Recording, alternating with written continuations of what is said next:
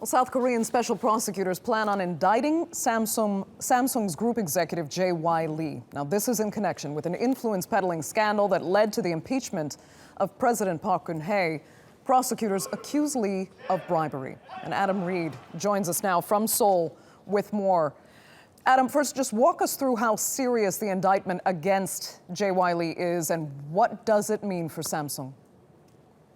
Yeah, well, it really is quite a long walk if we're going to start at the beginning. The J.Y. Lee is accused of bribery and embezzlement. That's now clear. A special prosecutor is alleging that he has been involved in $37 million worth of money being given to President Park and her close friend Choi Soon-sil over preferential treatment regarding two companies as part of a Samsung merger back in 2015. Now, that was in return for maybe a smooth transition of power as J.Y. Lee was to take full control of Samsung from his father, who suffered a heart attack a couple of years before that.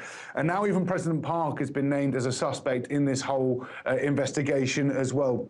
The problems don't end there for Samsung. Just in reaction to the news that we're hearing out of Seoul this afternoon, 4 other Samsung executives will be charged with the same things as J.Y. Lee. That's bribery and embezzlement. And almost immediately after the news as well, it was announced that Samsung would be closing and dismantling what's essentially its nerve center, and that's its corporate strategy office. A vice chairman and a president have also resigned in the wake of that. That's not necessarily new information. We did know that J.Y. Lee had planned to take apart that office because supposedly of its closeness in the allegations to everything else that's been going on. That was announced back in December. So it really is a lot for Samsung to take into account, and bearing in mind it's generally they've been the standard bearer for the way things are coming out of the 4th largest economy in Asia over the past few years. A big blow indeed.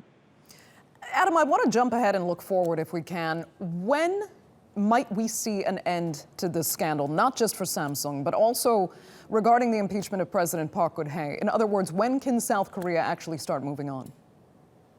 That is a very question that everyone in South Korea and Asia is probably asking at the moment. And the end should be in sight in terms of the impeachment case, because closing arguments were heard after the 70-day hearing in the impeachment investigation into President Park. That was yesterday. President Park exercising her right to presidential immunity by not being in attendance in the court itself. A prepared statement was read out on her behalf.